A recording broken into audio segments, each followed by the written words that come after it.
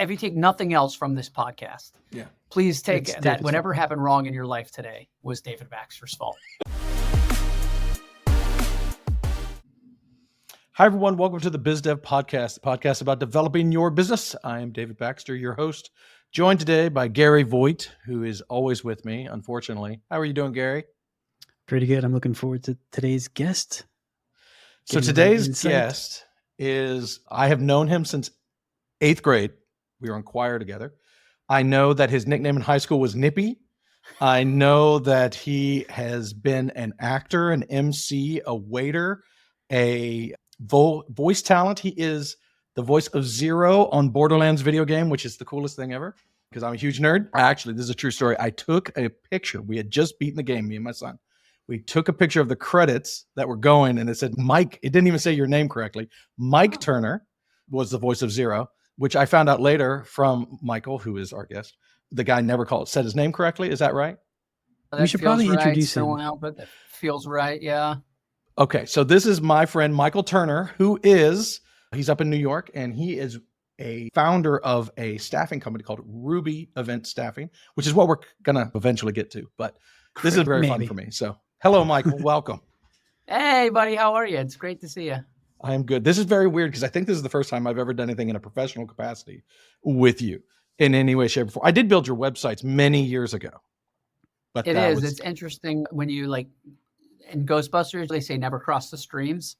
Yeah, and it's like the professional version of crossing the streams. I think the word professionals carrying a lot of weight stretching. Here. It's a stretch. That's a lot of heavy lifting for the word professional. A lot of heavy lifting. So there's big quotes around that. You have done also, he was Chuck Norris, young Chuck Norris back in the day.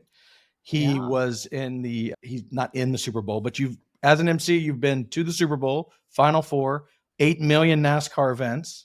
Mm-hmm. And now you're doing it, and you're still a working actor. Is that accurate to say? Yes. Yeah. You still do some MC work.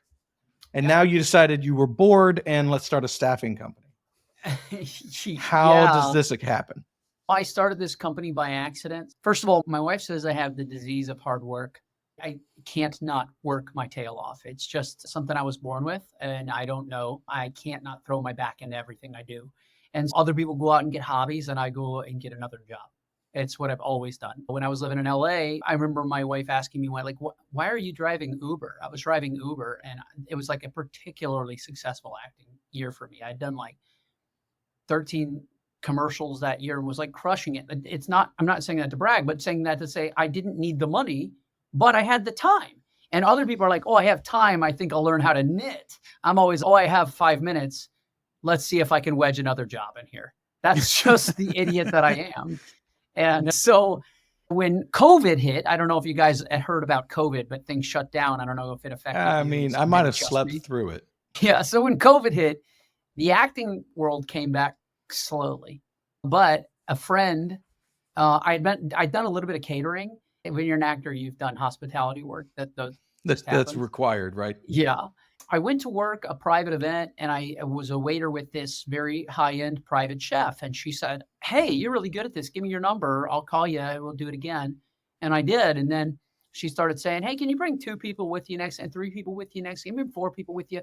I understand you can't come. Can you send 4 people anyways? And I thought, yeah, okay. I thought I'd do that 5 or 10 times. And by the end of that summer, I'd done it 30 or 40 times. And I was like, oh, crap, I better go form an LLC and get insurance and stuff like that before Uncle Sam just kicked me right in the teeth. And so I did and thought, I don't know why I did that. I'm sure this is just going to end tomorrow. And that was right after the pandemic, and maybe early 2022, late 21, something like that.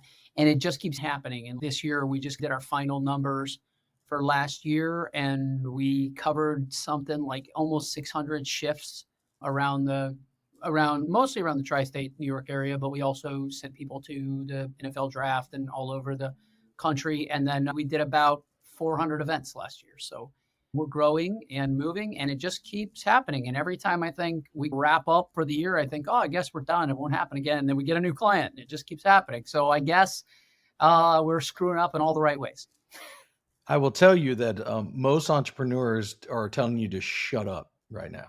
Because the success is falling on your face. Oopsie, I have another client is just not what most people experience. Why do you think? So what you don't realize, that the audience, as it were, doesn't realize, this is far outside of Michael's normal world. So businessy kind of stuff and that stuff, this is all new, right? Yeah, so new. So one of the things that we talk about on this show, which I'm sure you've listened to all of the episodes, I have no doubt. Every single second. Every Yeah, single one. absolutely. We talk about the slog, which is the time when you start your venture to the time anybody cares, which could be anywhere from weeks to months to years, where you're bringing in your own clients and it's becoming easy. But it sounds like you skipped that step. You started with the care. Yeah. Is that just luck? Is that did you have connections prior? You didn't know this chef beforehand, right? You just happened to work with a chef and did a good job. Yeah, and this chef she was a private chef that was doing really high-end events. We were doing a baby shower for a celebrity who I probably shouldn't say their name. Sure. But we were doing that baby shower. And so I was in an apartment in a building called the Dakota, which is like a famous building where John Lennon lived before he died, Humphrey Bogart, all these people. So yeah, just a lucky spot to end up. And then met this person who was connected with these people. And then one thing led to another. I think maybe I've experienced the slog paced out over time, because there's been a couple of times when, we'll do this now it's a steady stream, but there was a couple of times when we thought, okay, that's it. We're done. We did everything we have to do. I think it was like 2 years ago in September. I was talking to the guy who's my second banana, my right-hand man, this guy, Justin, and I was talking to Jocelyn and I said, hey man, we have no more events on the calendar. I think maybe this is where we part ways. And he was like, yeah, I think we're done. What a good job we did. And literally that afternoon, we got a call from someone who said, can you send us 50 people on Saturday? And we were like, okay, I guess we're not done. And it just we have had the slog, but it's been in chunks. That was not much of one, but there've been a couple of small events. But a lot of luck. So how many people, go ahead, Gary. I was going to say, so you don't have the burden of trying to find clients. They come to you. Did you have at least the burden of figuring out how to turn what you were doing as favors into a business and then create the business side of it? Yeah, because honestly, at first I was putting myself on all the jobs. So it was like, I wasn't really thinking about a margin for everyone else. Right. It'd be me and 5 other people. I wasn't considering margin at all, because I was like, I'm just doing this so I can make the money that I was thinking I was going to make today. And then it dawned on me, I guess I could make a little money on everybody else. So then I would take a tiny bit, but I didn't have bills to pay at that point, as far as like the company didn't have bills to pay. So it was like, if I was making X and I made $5 more off the other guys, that's fine, like bonus. But then as it kept going, you started learning, oh no, crap. If you're going to have a business, the business is going to have bills and responsibilities. And now you have to figure out how to do it in a way that is meaningful, sustainable, fair, but also does put money in your pocket. Otherwise, like, why are you doing this? Someone told me that no one starts a business to have a job. You don't start a business just to give yourself a job. You start a business to get benefits from said business, right? If you just wanted a job and you got a salary, you could get that anywhere. But if you're going to go through the stress and the pain of owning a company, there should be something extra that comes from that. Yeah. Now, that guy may just want more money, but at the same time, there's a lot that comes into owning a business. It's stressful. The buck stops with you, right? Yeah. There is at the end of the day, if someone's going to yell at somebody, it's probably going to be you. And a lot of times you're putting a lot of your own personal wealth into a business to see if it succeeds. And a lot of people forget that. Like, I remember when I was a young developer back in the day, I remember this time I was making like $50,000 a year, which right out of college, this was in the early 2000s, I was super excited. That's like you're a millionaire. I thought I was living the life. Okay. So if you break that down to a normal hourly rate, that's about $25 an hour, give or take. So I found out that my bill rate at the time was $90 an hour. And I'm like, dude, clearly I'm being abused here. Right. I'm being paid $25. I'm making the man, $60 an hour. I'm making him, and I do the math, something like $300,000. Clearly, I am being abused.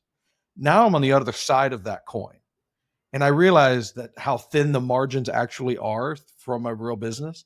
And most people don't ever see that side. They don't see both sides. They see only I'm the worker. I find out my bill rate. If your caterer gals found out how much you charging on, they'd be like, oh, he is robbing me blind, even though they're not thinking about payroll and they're not thinking about taxes and this, that, and the other, and all the other bills that you have to pay. It's a weird thing. It's just owning a business is a different kind of beast. Now, you've done so many types of jobs. It's not fair to ask which you like most because they are completely different. Mm-hmm. But do they scratch different itches? Do you find you get fulfillment out of each one differently? Yeah, for sure. And there's a piece of me that loves being a leader and loves helping people and loves feeling like I'm contributing to the greater good, and also that I'm scratching an itch for someone else. And that's the part that loves being a business owner, because I love the client saying, I have a need, and then being able to say, let me help you fill the need. That feels like that's extremely satisfying on that level. An actor is a totally different kind of satisfying. No one's casting an actor because they have a need. They're having an actor because they have a want. Like, I want to see this cool thing happen. I want to see what you can do.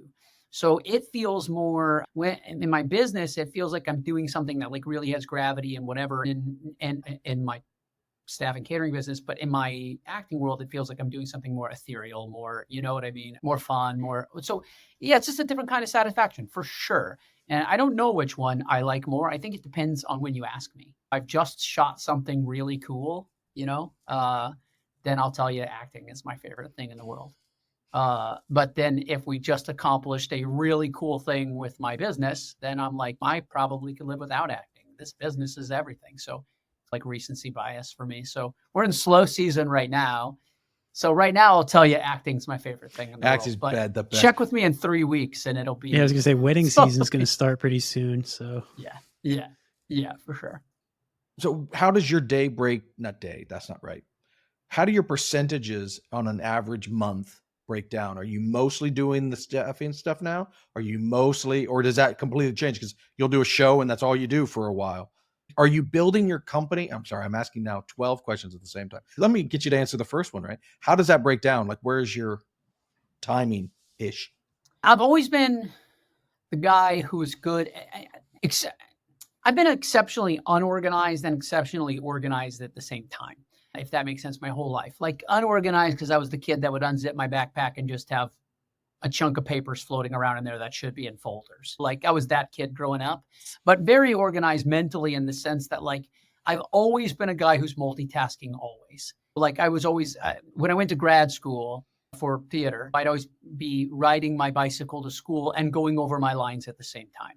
And even now I literally, so like this last year I did a play in Florida where, playing the lead in it. And I would find myself in the middle of the play having this dramatic, intense moment with this other actress and like arguing with her in the moment. And in the middle, my brain is like running payroll for Ruby, my company, and like doing this. And so it's just like that. Like, I think I constantly have to have a mind that I know is going to be split, and just to do it. And they were like at this play I did in Florida this year, they would always laugh because they'd be like, okay, we got a 15-minute break, everybody. And everybody else is, sitting down and having a cup of coffee. And I'm immediately on the phone going, hey, can we get Jeff there at 8:00 instead of 8:30? And can you do me a favor and order 150 more of those shirts we need? And so I've just found for me, it's a matter of just like using my time extremely wisely. And also to be honest, I'm not a big sleeper. I don't know what this sleep is everyone talks about. I'm not good at it. I've never been very talented at it. I usually work till about 1 a.m. and then I get up about 7 a.m. and I do it again. And I'm just not happy if I'm not doing. So that's what my schedule is. I get up at 6, 7 a.m, sit down at my laptop, do as much Ruby as I possibly can. Then sometime in that day, I got an audition or two. I shoot it behind me. As I told you before the show, that's my voiceover booth. And then this is a studio that I shoot in as well. So I shoot a couple commercial auditions, a couple of TV auditions, whatever. Go back to Ruby. Literally while I was doing the tech for this, I was on the phone with this guy, Justin, my like right-hand banana guy. He's got to get a professional headshot done because we're getting a new website and he's trying to figure this out. So that it's just, for me, it's going to always be like multitasking and just juggling and That's all I can do. And when there's too many balls in the air, that's when it cues me that someone else has to take one. Are you building your business different so that you can disappear for a long period of time? If you've got to do a show for 8 weeks in Utah, which sounds amazing. Sure, that happens a lot to you as Utah, big theater place. Anyway, do you build it so that you can vanish? It's such a weird thing. Yeah, when I did that show, it was busy season for us, for my company. And what I know is that during rehearsal for a play is going to be about 2-3 weeks. And so during rehearsal, it's going to be 8-hour days. So I'm going to work before it. I'm going to work on lunch hour. I'm going to work after it. I'm going to work on all my breaks. But then once the show opens itself, I have till like call time's probably at 6:00, something like that. So and I get to the theater insanely early because, as I mentioned, I'm a workaholic. And if my call time's at 6:00, I like to get there about 4:30. And I have to say every single word of the play before the play starts. And I'm a weirdo like this, but I have up until that moment to work on everything else that I have to do. So for me, it's just about organizing my time in that sense, being real intentional. And then, like I said, when I find that there's too many balls, and that tells me if I drop one or two, it tells me, okay, it's time to take one step to the left and somebody else has to handle this now. So now this has to be this other guy's job. And as an entrepreneur, as a new business owner, that seems like that's the hardest thing, is when you realize, okay, I have to give over this piece of responsibility to someone else. Scary as heck to do it, but you have to do it. Otherwise, you're not growing. Yeah, that's one we hear a lot, is usually towards the end of the show, we'll ask people advice. And a lot of times it'll be don't be afraid to admit what you're not good at, even though it is your business.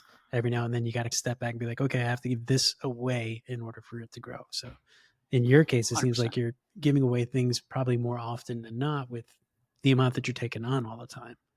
Yeah, we use a term a lot in our small little company. There's only 4 of us, but we use a term a lot that we call it just everybody takes one step to the left.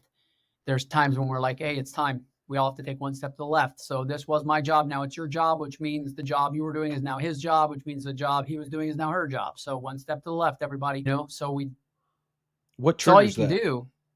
Huh? What triggers that? What does it mean when it's time to take? Why would you hand off your job to somebody else? Like you personally, you're busy, you have to disappear for a while. That makes somewhat sense. But you've got a guy who's your finance guy. You don't want probably him corralling the staff, as it were. Exactly. I think it's almost always a bandwidth issue for us, like a mental bandwidth issue, not a literal one. That, like, for instance, right now we have a new chunk of business we're going after, we're just beginning an endeavor to grow into a little bit of a new space, which is a really exciting thing for us, but it's brand new. And we have no idea if we're going to be good at it or not, but it's a cool opportunity and we're going to try. But that means I have to have a lot of mental bandwidth free to do it. And so there are things that I'm good at that I can do all the time. But if I do them all the time, I don't have the bandwidth to focus on this new thing because we're all finite creatures, right? For me, it feels like every time we step to the left, it's a mental bandwidth issue. That, like, it's not necessarily because this guy's not good at that. It's because I just don't need him focusing on that anymore. Like you said, the finance guy may be great at wrangling the staff. However, he's here to be the finance guy. So stop doing that. So I think it's almost always a bandwidth issue. How does someone who is basically been the star of everything he's done, you're either the star of a show, you're the MC in front of 10,000 people, go to being a dude in the office? Yeah, it's a double-edged sword. On one hand, I miss everybody looking at me. But on the other hand, I feel like I'm prepared for it because just you're the star, if I'm MCing a big stage, something goes wrong behind me on that stage. A lot of times on these stages, I'm introducing a big band or a big artist, or I'm hosting a thing. If that guy's not ready, they're booing me.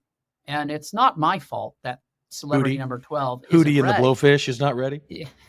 I worked with Hootie, And I have no doubt. Both in his band and in his country iteration of himself, Old Darius Rucker. And so it's hard they're booing me, but I recognize that I didn't do it. Why are you booing me? It's the Pitbull's drummer is the one who's not ready. Why are you yelling at me? But isn't that the exact same thing that happens as a business owner? They're yelling at me and you're like, it's not me. My employee screwed up. Why are you yelling at me? It just lets you know, no, it is you.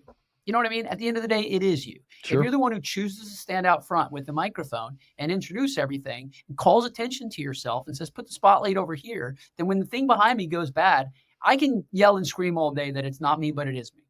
And that really prepared me to be in this position as a business owner because it is me. Like my employee screws up at a thing or something's not quite right because somebody didn't understand it. That's my fault. So I think in a sense, it prepared me to do that. But the thing I like about it is then there's times when I can disappear, which is also great. So I'm making sure everyone knows now that if they screw up, it's David's fault. It is David's fault. Yeah.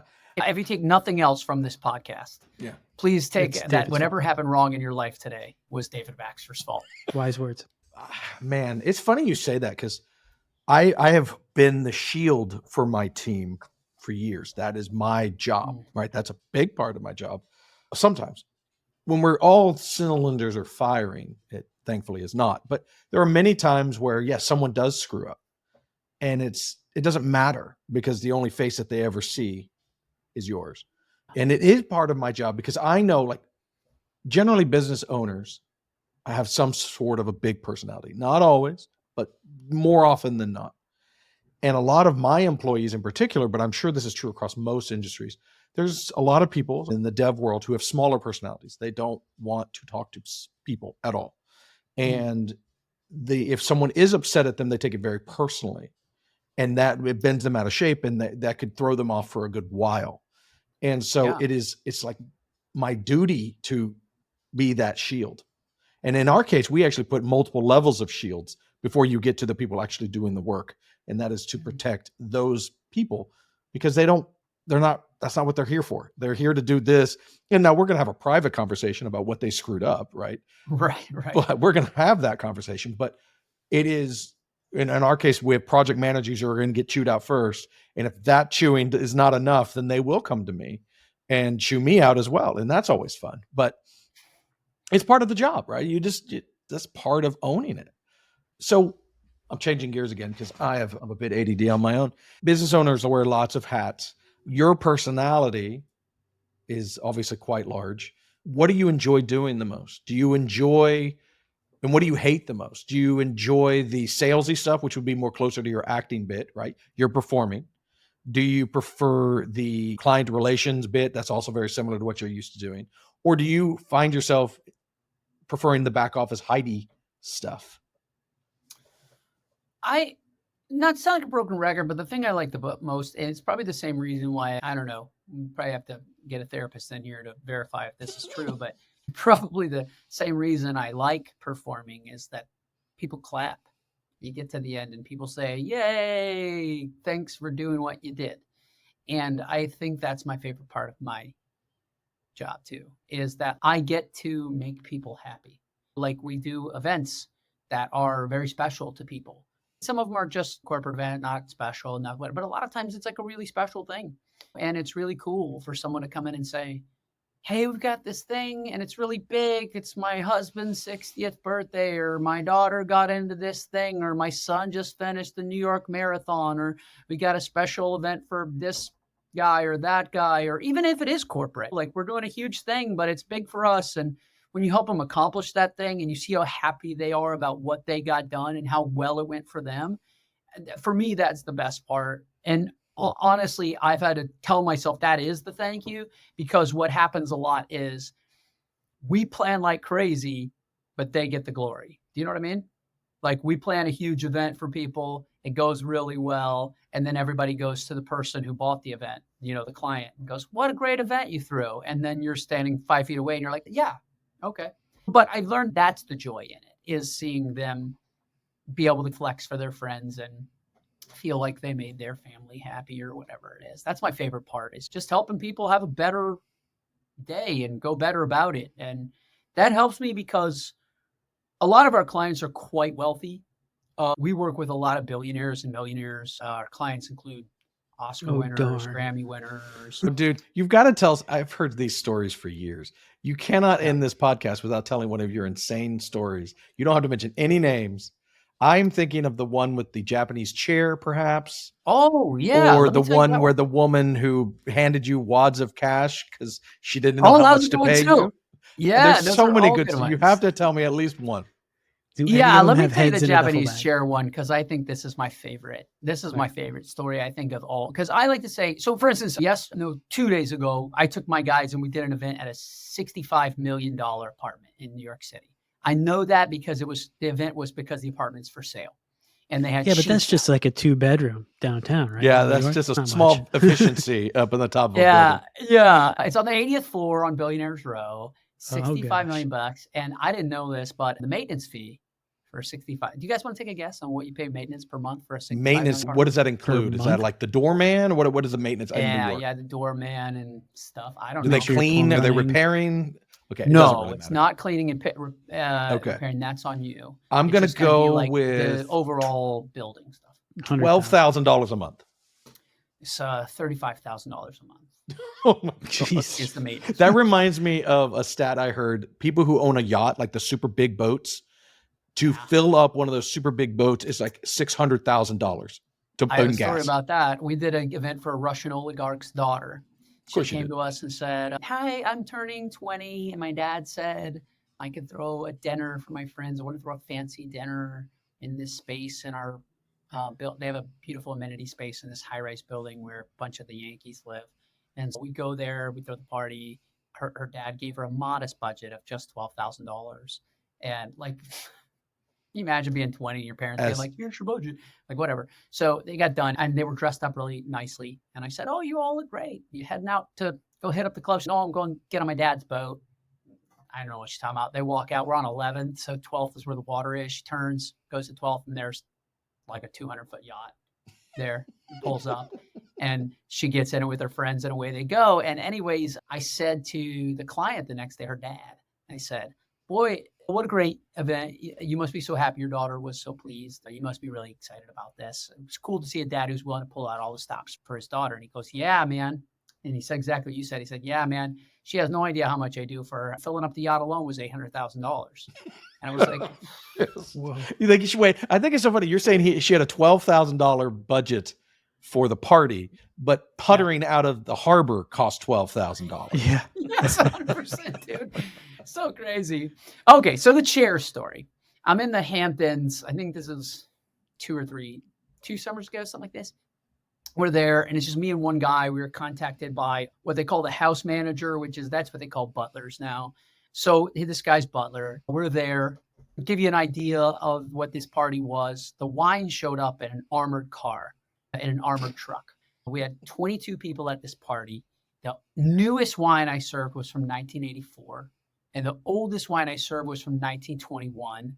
And then we had a bottle of cognac from 1895 or something that we poured at the end for just the very special guests who were left.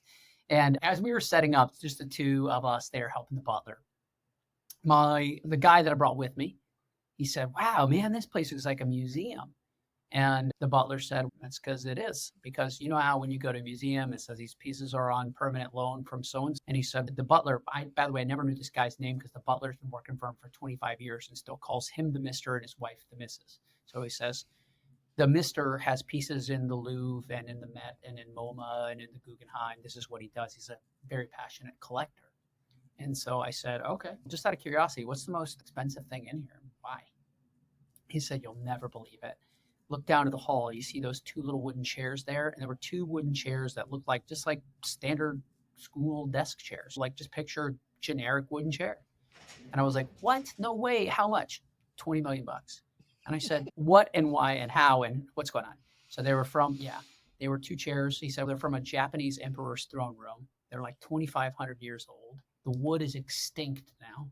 And here's the part that's going to blow your mind. Every year they have to fly in a guy to service these 2 chairs. But the guy lives in Europe and he works out of his car. He uses his car as his workshop. He's got a Mercedes station wagon that he has all his tools and his whatever you use to service $20 million chairs in. And so they have to fly him and his car in a cargo plane from Sweden to the Hamptons, where he arrives to polish these 2 chairs and he charges them $3,500 an hour. I'm in the wrong business. What the? Yeah. So I say all the time in our business, we're looking through a porthole into a parallel dimension. Sure. Because we're on the same planet, but we are not in the same world. Not even close. It's just bananas. So yeah, that's the kind of like clientele and kind of situations that we're in 9 times out of 10. In the past election season here, my people made cocktails for both candidates. Yeah. So it's crazy. That's so crazy. How do you get the job of $35,000 an hour to polish chairs? What was that? 3,500. That's what I'm curious. 3,500. Don't oversell the chair guy. Don't. Yeah, I don't know, but I trying need to get that him job. raised. Sorry. Yeah, I don't know, but I need that job. And not only do I need that job, but I really hope he did the classic contractor thing of, I'm missing a part. I'm going to have to run down to Home Depot real quick. I'll be back in an hour. 2 hours, that 2 hours just made him a cool $7,000. Here's the real question is, how did he know how to clean an extinct chair? That's a great question. You grabbed the wrong He's lacquer, just using that's wax it. from Lowe's. I really, in my heart of blends. hearts, because there's a piece of me that loves the chaos. In my heart of hearts, I hope that they were just IKEA chairs that a billionaire got suckered on, and the guy who flown in has just got lemon pledge in a different bottle. It's a glass crystal bottle. Correct, the crystal bottle with just Windex in it. And he's just, oh no, this is very special. I got this from a mountain in Peru. He's from Hoboken. He's just on a Swedish accent. 100%. He didn't even get on that flight. We just had him pay it. I want to send you an invoice for a charter plane. Don't worry about it. This is how much it cost. Comes up in the Ghostbusters hearse or something like that. Yeah, totally, man. Totally.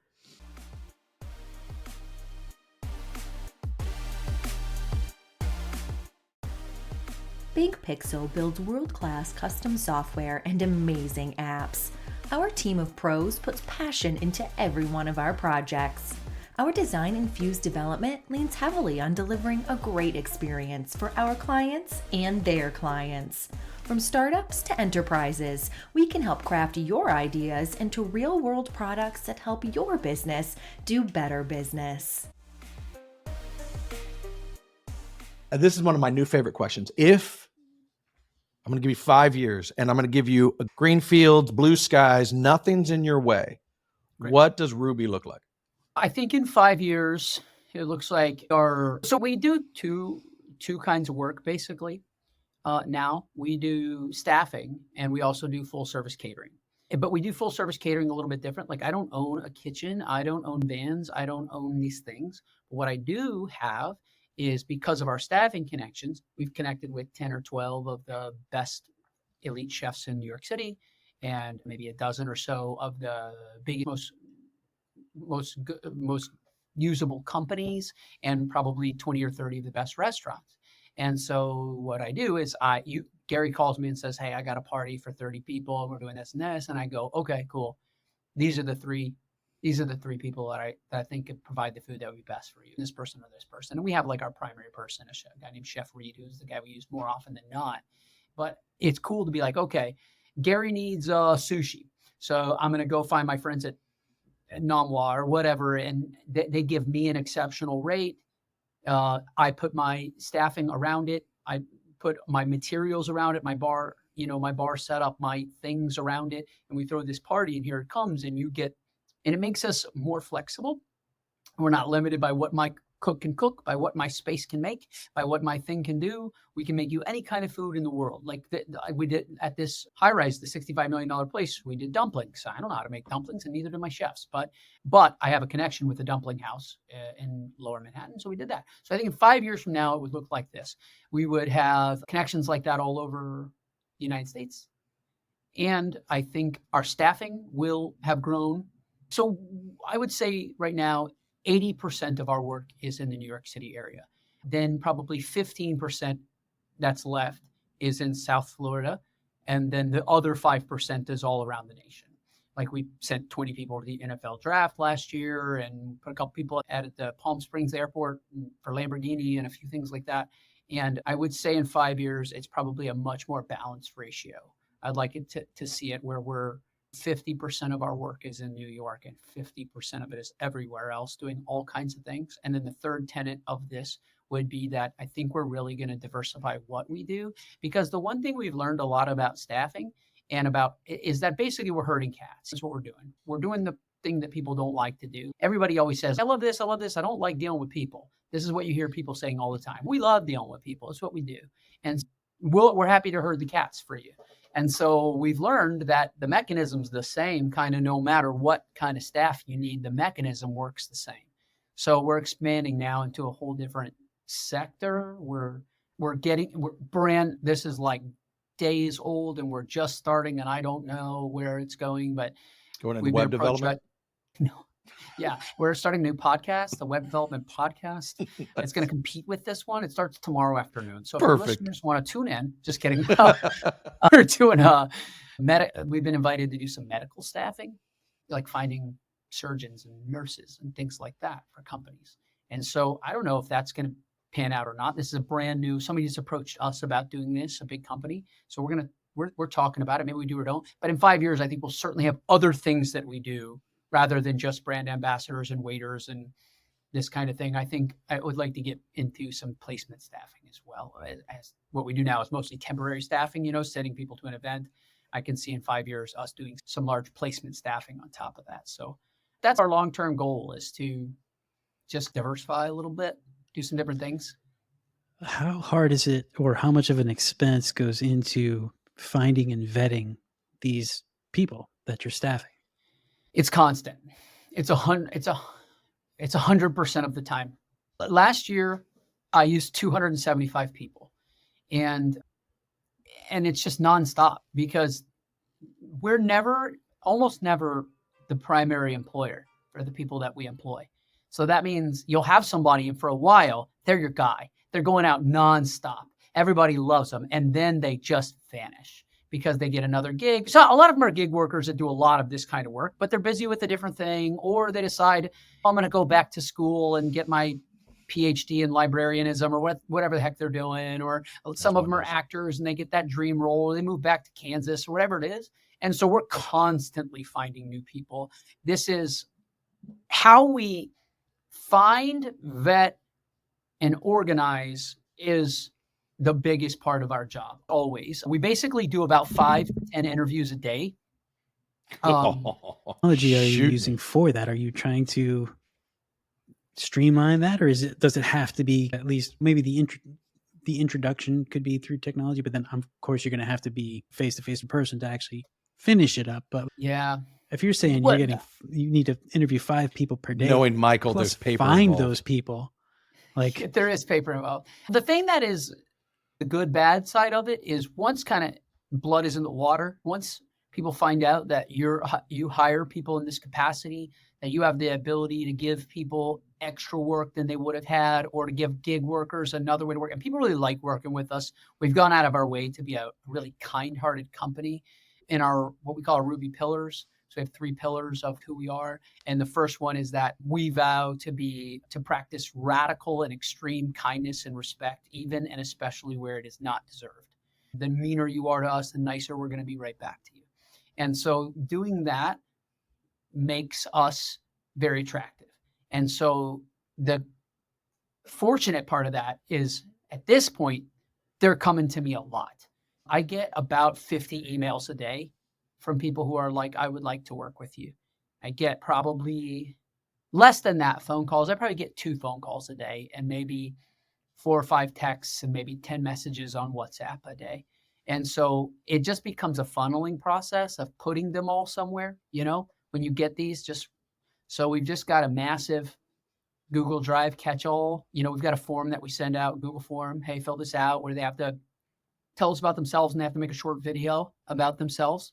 That does 2 things. 1, it lets us know that they can communicate. 2, it lets us see their appearance, that they're, they look sufficient. They're not one big tattoo. Yeah. And also it lets us see that they have the right uniform. We'll say, please take a video of yourself in this uniform. So, because people will always say, yeah, I have that, and then they don't. So that's a process there, but it's just a perpetual thing. But it's tough because we get busy in waves, so I might get 50 people reaching out to me today, but we're in slow season. I don't need anybody right now. So the temptation is to be like, I'll get to this later. But we get to one of our busiest seasons staffing wise is when we get to the Hampton season. So Hampton season for us starts, all the rich people go out to the Hamptons, and it starts once it starts getting warm. So we're probably going to pick up like late March or somewhere time between March and May, depending on when it gets warm. And we're sending typically about 100 people every Saturday to the Hamptons. And so when we get there, 100 people on a Saturday is a lot of people, and they all have to meet at these vans and go out. So if they're late, they can't go, because if they're late, they miss the van. They can't go. So if we have to book 100 people, we really have to book about 120, because we book about a bunch of backups. So if Dave calls and says, look, I'm going to be 20 minutes late, I say, I got Gary there who's a standby. And I say, Gary, you're in, Dave's out. We have to have these exorbitant numbers ready for when we get to Hampton season. But then that's a real catch, because the rest of the time they're yelling at me, hey, where's the work, when we're not in that time. And then also it makes a kind of a nightmare with unemployment insurance. So, yeah, but all the business to go owners all the listening way- to this, they're just like, yeah, what a nightmare. The clients are throwing themselves at you, multi-million dollar clients. And then you have people who want to work for you just calling you up left and right. And man, it's such a Yeah, headache, I mean, we need more such a clients. Don't get me problem. wrong. So if you are listening to this and you're a client, please call us. We're all ears. And we always need great people. So if you're listening to this and you want to make some more money, let me know. But to be honest, what we found is, and we do use a number of ways to vet people, but at the end of the day, the best way to vet people is having be referred from someone else that you already like. There's just not a better way to vet people. Like we do background checks when and if we have to. We don't always have to do background checks on people. We do for certain levels of people that we use. There are certain levels of people that we use that we don't have to, because the clients that are hiring us have their own vetting process. So there's no reason for me to spend this money on this guy, because they will. But we found you can do all of that stuff you want. And nothing is more valuable than Dave saying, this is my friend John, and he is very good. Because Dave recognizes that it's his neck on the line now by saying that about John. And so we get two bosses for John now. Like, I'm now John's boss, but so's Dave. Because if John sucks, Dave's going to call John and say, what are you doing? I bent over backwards for you, and I need all the work I can get. How dare you jeopardize my relationship with that company? So to be honest, we just word of mouth is the best vetting we get. Referrals are the best vetting we get. There's not a technology in the world that can beat that. Here's a loaded question for you. How big, how successful does Ruby have to get that is the only thing you do? My intentions are actually not that. I would actually rather it get so big and so successful that I can do less with it. I'd rather it get more successful so that I can hand over more of the things to more people around me, so that I can find even more things to do. Because as we talked about, I just have an insatiable hunger to do more things and more things and more things. We only get one go around on this merry-go-round called life. And I want to do as many of them as my time on earth allows. And I want to experience, and I want to feel, and I want to do things. And for me, that couches itself as work, because I'm a workaholic. And so, like, my dream wouldn't be to get so big that 100% of my time is to Ruby. It would be to get so big that I can pay someone else to have 100% of their time go to Ruby. And then I can expand Ruby into a whole new thing and end up having, I don't know, Ruby's classic pumpkin pies on shelves in every Kroger near you, or whatever. I don't know. Do you know what I mean? That's a beautiful dream that you have there. Thank you. I think it's I like, thought you were going to say drive Uber in a Lamborghini or something, but yeah. Martha Stewart in Michael Turner. It's beautiful. I mean, I know it skirted your question in a weird way, but I'm just wired differently, if that makes sense. Like, my dream wouldn't be to get so big that I can do one thing. It'd be to get so big that I can do 10 more things. Does that make sense? But would they all be under the Ruby umbrella, or are you acting and emceeing and voiceovering and? Yes. Yes. Okay. Yeah, like, I'm still doing a lot of voiceover. By the way, every one of your guests should go buy a copy of Pacific Drive on PS5. It's a really great game, and we're winning a lot of awards. So again, everyone, it's Pacific Drive on PS5. Who are you? Brought to you by Ironwood Studios. Who are you in that game? I'm Francis. It's a first-person driving kind of game. Like, there's a sort of a post-apocalyptic thing, and you're in this place called the Zone in Washington State, and there's been like a number of, like, they've done experiments and things, and there's all this kind of whatever. And video game stuff. Yeah. Yeah. You run across this car, like a beat-up station wagon, and you have to, like, fix it up and take it to weird places and do things, and learn all about the story coming out of the radio. That you're doing CBs to these people who are explaining what's happened. And so I'm one of three or four main guys who tell you all the story Radio on the voices. CB. And so I'm called Francis, and you hear all the story and all this stuff. It's quite an emotional story. was actually some pretty crazy acting, and it was crazy because I did it right there where those dots are in my living room. So it's crazy to be like in your house doing all this, and then the thing comes out, and it's wild. So yeah, I would love to. I don't want to give up that. I love it. I love it. I love it. I love it. I don't know if there's an amount of money in the world that would ever make me focus 100% on Ruby, if that makes sense. Mm-hmm. Sure. It's just, you're one of the few people I've ever met that has so many things at the same time. Some people would call that some sort of mental instability, but for you, it seems to work. I think it's totally valid to call it some sort of mental instability for sure. And I don't recommend it. I don't recommend it. There's probably, I envy people who find one thing and just go nuts on it. I think about Tiger Woods. He was like 4 years old and was like, golf, that's it. That's what I'm doing. It's golf. And he's from age 4, whatever. Hey, do you want to be a fisherman? No, I want to do golf. Hey, do you want to program computers? No, I want to play golf. What an incredible singular mindset that you're going to pour 1,000% of your energy from age 4 to age whatever he is now, 60 or whatever he is, and be like, hey, this is all I do. I kind of envy that in a way, but I don't tick that way at all. I think when I think about dream-wise, if I ever got to place as an actor where I'm on set and I'm working across from Tom Hanks doing my 12th Oscar-winning movie, I still imagine I'd go back to my trailer and be like, hey, I got an idea. Ruby could give bartenders like this, or what if we bought these kind of cool coupe glasses that could be easier to pour a martini into? That's the way my dumb brain works. And although I envy Tiger Woods' brain, I wouldn't trade it because I like it. I like this way of doing things, if that makes sense. I'm sure your wife really enjoys those quiet nights you have on the couch doing nothing. Yeah, I'm Top never phone, doing nothing. iPad, TV, and a book. My wife says I'm a sleep camel because camel. You know how camels are with water. They go Store for the like water in their days homes, and they don't have any water, and then they drink 600 gallons. Mm. I'm like a sleep camel, I work and I work and I work and I work and I work and I work, and then one day I'm like, maybe I'll see you tomorrow. And then and you just crash? I'm crashed. And she's learned, like when we first got married, almost 16 years ago, which Dave was there. I was there. 15 and a half years ago, we first got married, I would fall asleep like that. And Caroline would try to get up, let's go do a thing. Let's go do a thing. And now she knows, like when it hits there, she's like, don't worry about it. He's in a coma. It's like you can hit him with a pan right now. He's not coming anywhere. Just let the dude be dead. He'll wake up when he does. So that's the way that's like a microcosm for my life. Go as hard as you can until you shut down and then do it again.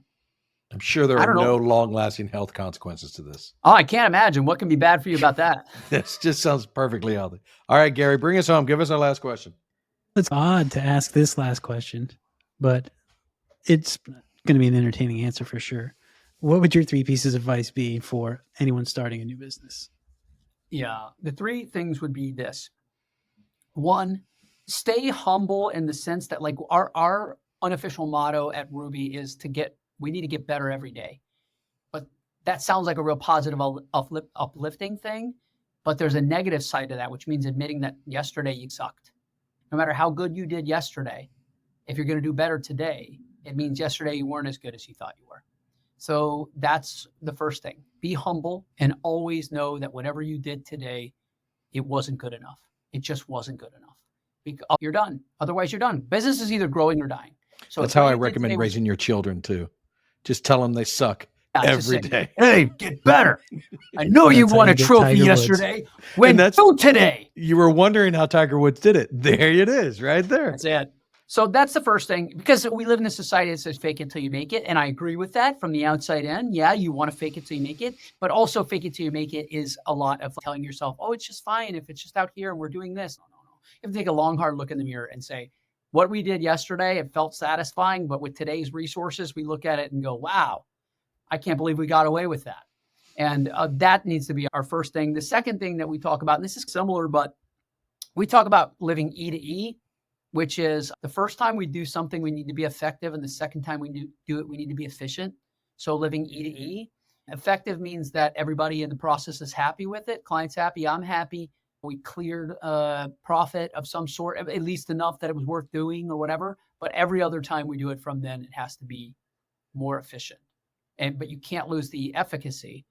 You have to be effective, but you have to get more efficient each time. So a life spent going E to E to E to E is what we do.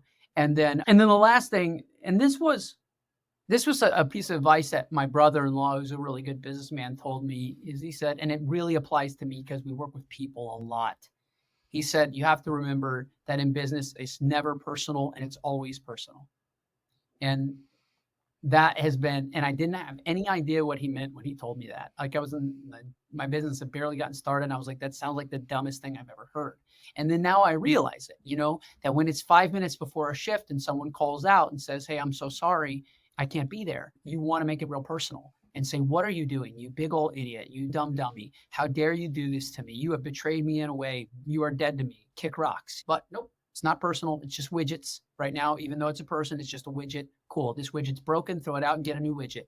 Got it. Not personal. But at the same time, it always has to be personal. So that when that person calls me and says, hey, man, I know I was scheduled for a shift next week. My dad just died. To stop and say, dude, don't worry about the shift next week.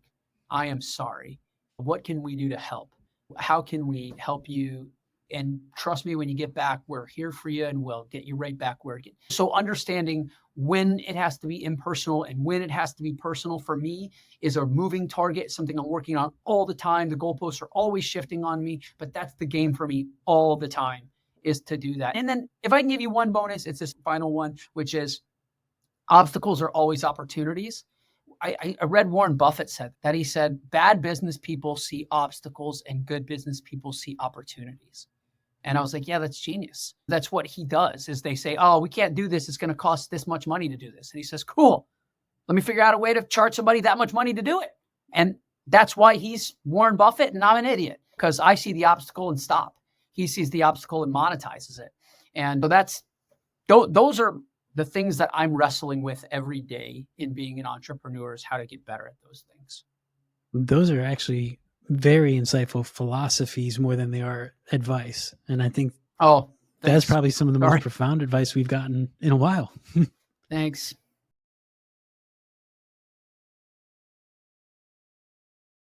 This has been more fun than I'm allowed to say. It was really great chatting with you. It's always great chatting with you. Even Gary spoke more than usual. I don't even understand what happened here. He was saying, do I even need to be there, man? Usually David doesn't let me speak. And for some reason, you thought today was the week you were going to stand up. Anyway. Normally, David's got the cattle prod. Yeah, just get back. No talking, Gary. No talking. I was just like confidence just overcame me. Just Michael's charisma just went through. The punishment will be later, Gary. I thought we were both going to gang up and make fun of you the whole time, so I was looking forward to that. That's fair. I'm always down for that. He did. We could do that later without David. I did. Our 10th anniversary. This is a true story. My 10th anniversary, I threw my wife a big surprise party, and I invited Michael just to be a guest. But I did ask him. I had gotten together a list for during the party. Every year we were married. This is a long time ago now, but the number one song that was popular in each year. Okay. And it's Michael, hey, could you go up and just read this? I had built this little thing, and Michael had decided on his own, obviously without speaking to me, that each time, not only would he do that song, but he would also tell an embarrassing story about me in front of everybody.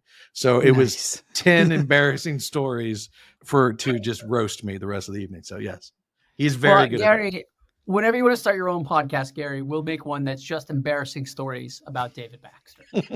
That's right. You got to get your own Riverside account. Oh, yeah, I have to pay for that. Never mind. Okay. All right, y'all. Thank you so much. This has been a whole lot of fun. That wraps up this episode of the BizDev Podcast. Thanks for listening. Let us know your thoughts. We'd love to hear from you. Shoot us an email at hello@thebigpixel.net or connect with us on Instagram, Facebook, YouTube, X, and LinkedIn. BizDev is a production of Big Pixel, a US-based provider of UX, design, strategy, and custom software. This podcast is edited by Matt McCracken, yes, that is his name, and me, Christy Pronto, marketing guru